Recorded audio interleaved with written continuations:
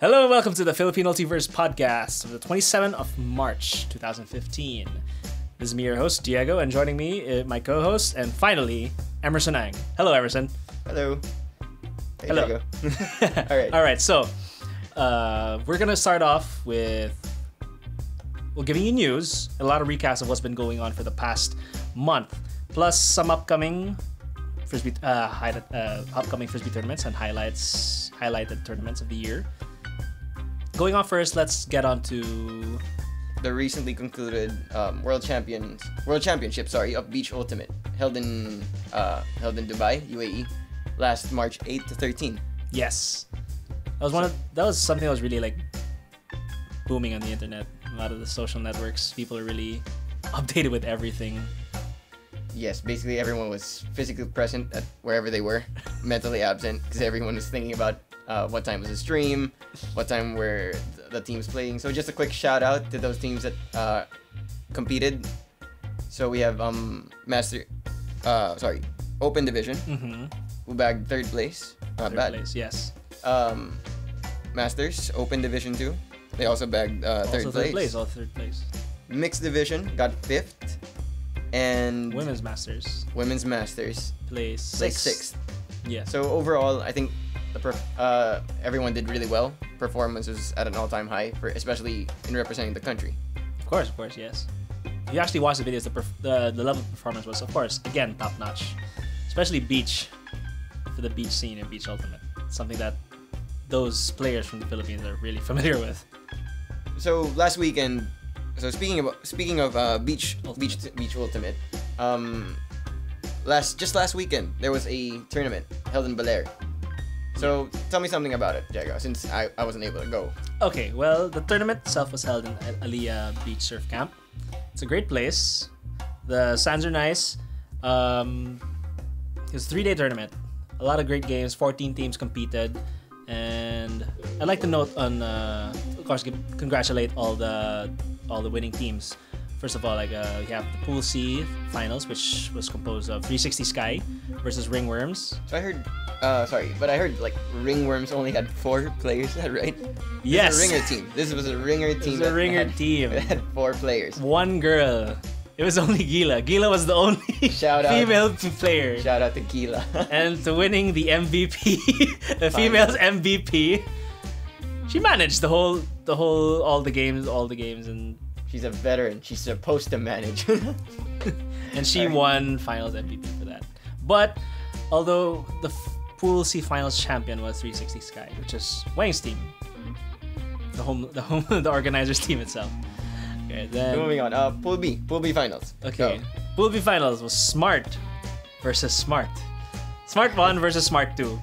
And the champion is Smart. Smart 1. Regardless, Smart 1. Alright. Moving on. So the Pool A finals. Okay, this is like the game of the tournament. It was Milkfish and Company versus Pancake. Milkfish and Company versus Pancake. So what was the score? Score, if I'm correct, I have to review the footage again, but I recall it's 15 to 10 in favor of Milkfish. Milkfish won. They were the Pool A champions. And even if you look at the score, 10 to 15, it doesn't reflect on how the game was played. Yeah. Yes. I mean, Pancake actually did a very good job. Even if it seems like that Milkfish and Co broke off for like 5 points, there was actually a point in the game where they started to catch up. And they didn't falter. I mean, they just played their game. I mean, they're in Pool A. When you're in Pool A, that in itself is already an accomplishment. True. So what else happened? I mean, I saw all the posted photos. Oh yeah. This one was fun to watch because, are you familiar with Spike Ball? No, I have honestly not yet played the game. But when in Spirits, you see the foreigners bringing that. So Spike Ball is already making its way into the country, and I'd say it's pretty intense. It's a lot funner than it looks, and it's a lot harder than it looks. You'd think you just gotta hit the ball in the air, but nah. I mean, I've seen strategy involved. I've seen a lot of strategy. I've seen Alvin Pura and Popoy play that in the beach, and it's like, wow, these guys are good at frisbee. They're good in this. And moving on from that, I heard there's one more thing. This was the main highlight. As in, what would you say earlier? The whole tournament was a ruse? I was thinking like, yeah, the entire tournament was a ruse just to keep the fact that this event, this was basically the highlight of the entire thing, which was the proposal. The proposal. Sherwin Santiago finally proposed to Kat Santos. So first of all, congratulations to both of them. Congratulations, and to make a lot of sneaky Wengman. So for those who didn't go, to the tournament, it's okay. The whole tournament was a ruse, was a front. There's no tournament. It was just a proposal. It was just a ruse. It was a front for Weng to actually propose. But seriously, congratulations to Weng. Congratulations again. All right. So aside from, before everything happened, of course you gotta go there. So how was the journey like going to Baler and coming journey, back? Where do I begin? All right, so first. So we all met up in Cubao at the bus terminal. All right. We left at around 1 a.m. Okay, and it takes about 5 to 6 hours to get to Baler. Then we got around 6 or 7 a.m. Then when you get off the bus, ping shouts, all right, game start in 2 hours. And the thing is, in the bus ride, we got some sleep, but there are points that you know that area. Then going to Baguio or going to super up north, you're swerving left and right because of the mountains. Yeah. So following the road. We couldn't sleep. I wanted to barf. Parang, it's like the driver wanted to become was doing Formula 1 moves on a mountain. So sleeping was hard. But we got there. When we got there, it was all fun and games. Just the ride was an experience, quote unquote. It was an experience. Moving on, we got a list of a couple of tournaments, a couple of events that are happening in the months to come. So we'll just break it down a little bit. For this weekend, we have Ligue du Way, which will be held this weekend on March 28 and 29. Yeah, Ligue du Way. It's an interesting tournament because it's a league catered to Pool D teams. I'd say it's a good thing that there's a tournament like that, because it gives the Pool D teams experience in a tournament with people who are up to their level. There are no mismatches. They're not pinned up against Pool C or Pool B or higher pools, and where they'll just get slaughtered. It's an even ground. True. I think this is actually a good way for them to also get to know one another, get to know other teams in their specific bracket, specifically in Pool D. Yes, because as they grow, they'll be moving up pools, and it's like in school. You have your batchmates and you grow with them. So you grow as a pool, you grow as teams. Because the fact of the matter is, at some point, rosters will be shuffled. It always happens. Mm-hmm. There will be changes in roster. You want to play with your friends from another team, and so on and so forth. But all in all, it's a good way to give lower pools a great tournament experience. Unlike hats, wherein you're pinned up against Pool A. Yeah, you get to shuffle around with Pool A players who, they sort of take control of the game. Because again, they're veterans of the sport, they know what they're doing. So more often than not, they take charge. And when they do that, sometimes it limits the growth of those new players. Yes. Since they're pressured to perform. And sometimes they, if the game ends so fast and they don't get their money's worth. Exactly. So this is a good way to expose them to a competitive level at their level. Yeah. We have J-Lo's training camp. So this is for an advanced level held in Visayas, April 11 to 12, which is absolutely free. The killer factor. But Emerson, I'd like to ask, this is a training camp that's going to be hosted by Jason Lopez. Now, I'd love to. If you're looking for training, this is one training app that might be interested, because the one training you guys is the Jason Lopez. And Emerson, you've played with him, you've seen him play, you've been in this sport for a long time. But tell our viewers, tell our listeners why this guy is The Jason Lopez. The Jason Lopez. I don't think he really needs much of an introduction. He's well known. He's very well known in Asia. That's on and off the field. So I'd rather like he explain what he does on and off the field. And he's been in the sport for a long time. He's actually like I'd like to say he's one of the pioneers in Philippine Ultimate. Yeah. Because he's been here since there was only one pool. Right now we have like 50, 60 teams only in Metro Manila. And he was there when there was only like 7 teams. I don't know. Wala pang pool B, nandun na siya. Oh. And then coming up after that is the B League, Leg 2. Yes, which exactly. will be B League Leg 2 going to be held on April 12 and 18. In the ACC. Yep, Alabang Country Club. Next to that would be Summer League. Yes, Summer League as well. Yeah, Summer League will be held April 25 and 26, back-to-back weekends. And then May 3, May 10, and May 16. Although the locations will be shuffled between ACC. Right? Yeah, between Alabang Country Club and Nuvali, Greenfield Nuvali. Yeah, so I guess you guys, it's best if you guys keep up to date with the boards and the threads as to where the locations will be. And then after that, another tournament coming, which is the NUCC, the National Ultimate College Collegiate, which will be held June 12, 13, and 14. 3-day tournament.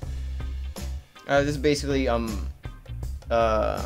intercollegiate, inter-university, where students from their respective universities play with each other to compete against one another. Basically, college supremacy.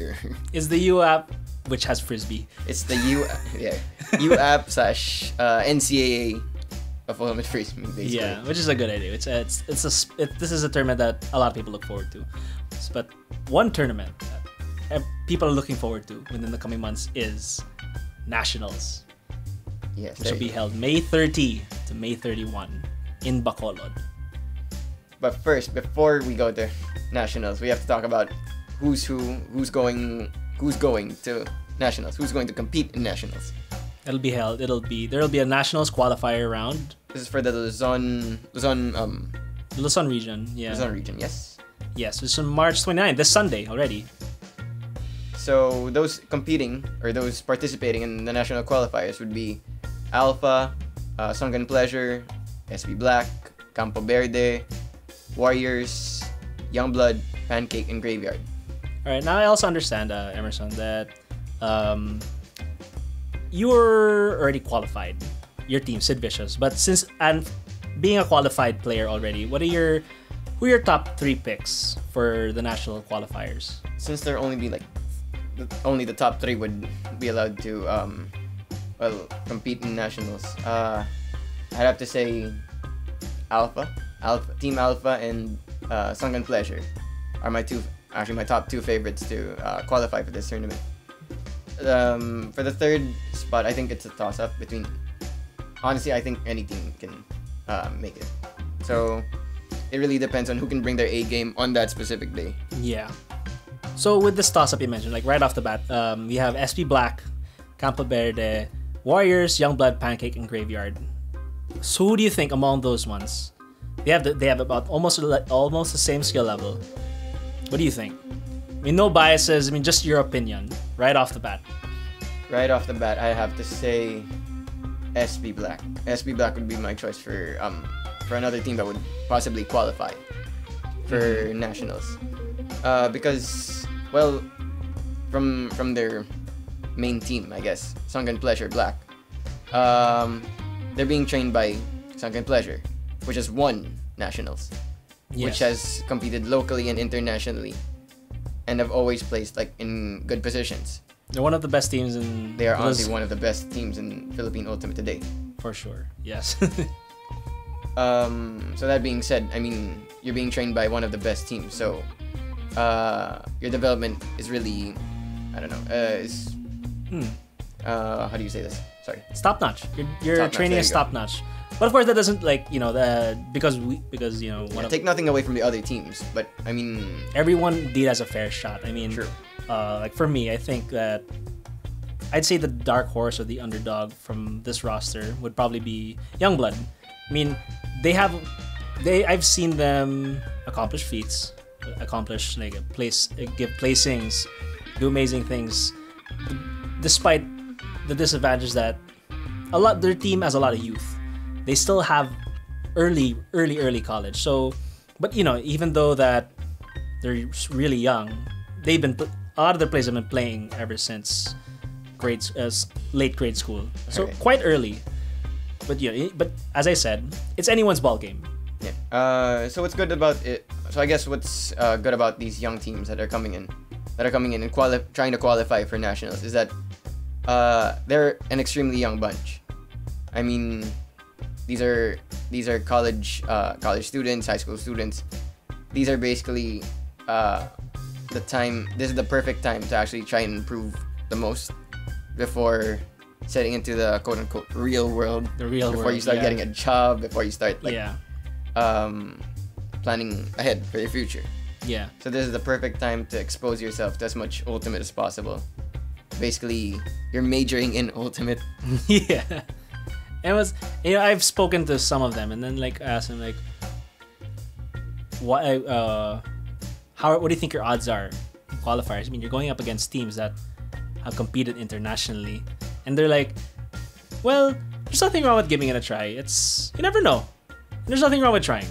So it's a good thing that these, as you said, the youth is taking this opportunity to see where they're at and to see. You just want to expose yourself, basically. You want to see there. It's a good identifier, or how you see yourself. Yeah. How much you need to improve on, what you need to work on. How are these veteran teams doing it? What have they done before? So it's a good way to interact, to see where you are again. Basically, it's a good platform to see where you stand at as an ultimate player. There you go. Yeah. So aside from qualifiers, we're looking at the teams that already have qualified for nationals. Yes. So there are 13 teams that have already qualified for nationals. So one is, in no particular order, Sid Vicious, UP Duo, Dumaguete Extreme, Boracay Dragons, Mulato Davao, Southside Guerrillas, Pasa Fuego, 8 Ultimate, Boracay Ultimate, Mascobados, Ultimate Green Archers, Malaybalay, and CGY. So these are composed from teams from Luzon, Visayas, and Mindanao already. Yes. I understand, yes, I mean, you've played in nationals before. So how does the competition look? I mean, I'm sure these are familiar teams. What do you think about how are the games gonna turn out for the coming nationals tournament? A lot of these teams have been training for months already. So they're trying to really prepare for this tournament. Especially, I think, Boracay Dragons, who have just come from Dubai and competed in World Championships. So looking at all the teams, I guess they're one of the favorites to win it this year. Yeah. What was the thing you mentioned earlier? The trend will be the one who the hosting country, the hosting region will win. Okay, so for the first nationals, SP won it.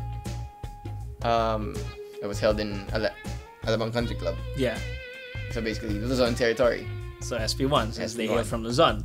So next we had it in we had it in Dumaguete. Yeah. Which Dumaguete Extreme won that time. So again, Homeland. A representative from Mindanao. Yeah. So now that we're having it in Bacolod. Now that we're finally having it in Visayas. Yeah. I guess if the trend continues, then possibly we'd have a Visayas team that wins it this year. Yeah, for sure. But I mean, the trend aside, but from an opinion's sake, yeah. I mean, I'd say that maybe my money is on maybe the Boracay Dragons to win this year, because I mean, looking at all the performance and all the training that they've been going through, especially they got Tim Morel from Morel Farms to give them fitness and strength enhancing that's specific to frisbee. I mean, I'm not saying that the other teams haven't been training as such or as hard, but that's just how I'm seeing it, and it's what I'm money's still on Sid Vicious. Oh, of course, yeah, Sid Vicious, yeah. Loyalty, man. We gotta boost that confidence up. Sid Vicious. Oh yeah, I forgot that I'm from Luzon. Yeah, Sid Vicious is also a very yeah, you guys are up there. You guys are up there. But more or less that's it for the podcast. But we'll try to make this a regular thing, right, Emerson? Like something weekly. Try to give everyone updates. Every now and then we'll start like posting a couple of these podcasts just to, I don't know, inform the community. Give a couple of shout outs to every now and then, every event's coming in and out. Recognizing like people and even trying to get some people to join us in this podcast. Yes. This is basically an idea that we thought of, but it benefits the community because it's something that we believe that it could benefit us because we have such segments that we want to come up in the future. Like when we talk about, like maybe once a week we can talk about stuff like what the rule of the day, the rule of the week. We can invite players what they think. How should this thing be? Yeah, basically interpretation of the rules. Like we can like recognize some specific players on their achievements, getting tips, and basically overall, this is a different kind of medium. We want to use like a different sort of medium to communicate with the community. Exactly. And with that said, as our listeners, we like you guys to let us know what you think about the podcast. Let us know, and let us know in the comments below, like how we can do to improve on this. If you have any questions you like us that we can talk about and discuss, and maybe some show suggestions, possibly guests you want us to invite, or if you want to guest, if you want to guest yourselves with yourself, and let us know if you have a tournament coming up that we didn't mention. Maybe we can mention it in our upcoming show next week, or if it will happen next week or whenever it happens again. So to conclude our podcast for today, this is Emerson Ang, and this is me, Diego Zuluaga. Don't forget to like, favorite, and subscribe to the Philippine Ultiverse, showcasing the best of Philippine Ultimate.